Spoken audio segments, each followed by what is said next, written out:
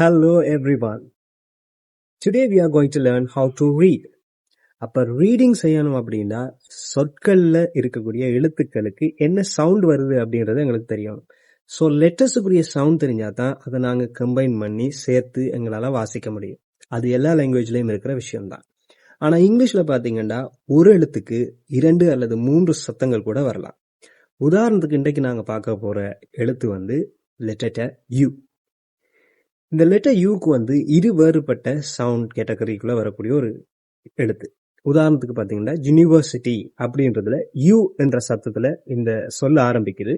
அதனால யூனிவர்சிட்டி அப்படின்றது ஒரு கன்சனன்ட் சவுண்ட்ல ஆரம்பிக்கிற ஒரு சொல்லு. ஏன்னா யூ அப்படின்றது வெவல் சவுண்ட் கிடையாது.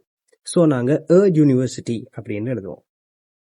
இதே நேரத்தில் பார்த்தீங்கன்னா அம்ப்ரெல்லா அப்படின்ற சொல்லுல பாத்தீங்கன்னா யூ இருக்கு, ஆனா அது ஆரம்பிக்கிறது அம்ப்ரெல்லா அப்படின்னு ஆரம்பிக்கும். ஸோ அந்த என்ற சவுண்ட் வெவல் சவுண்டா இருக்கிறதுனால அன் அம்ப்ரெல்லா என்று பாவிப்போம்.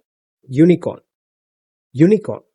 ஸோ யூனிகார்ன் அப்படின்ற சொல்ல பாத்தீங்கன்னா அது யூல ஆரம்பிக்குது, எழுத்தும் யூ சவுண்டும் யூ அப்படின்னு ஆரம்பிக்கிறதுனால அது யூனிகார்ன் அப்படின்னு சொல்ல முடியும்.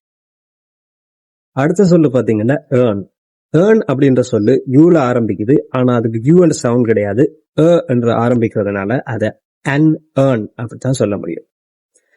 ஸோ இந்த மாதிரி ஒரு எழுத்துக்கு 2 சத்தங்கள் அல்லது 3 சத்தங்கள் கூட இருக்கலாம். ஸோ இந்த மாதிரியான சின்ன சின்ன விஷயங்களை நம்ம தெரிஞ்சு கொண்டோம்னாலே வாசிக்கிறது கதைக்கிறதும் உங்களுக்கு ஈஸியா அமைஞ்சிடும்.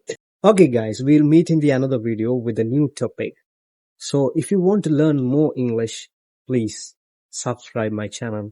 We'll meet in the another video. Take care. Bye.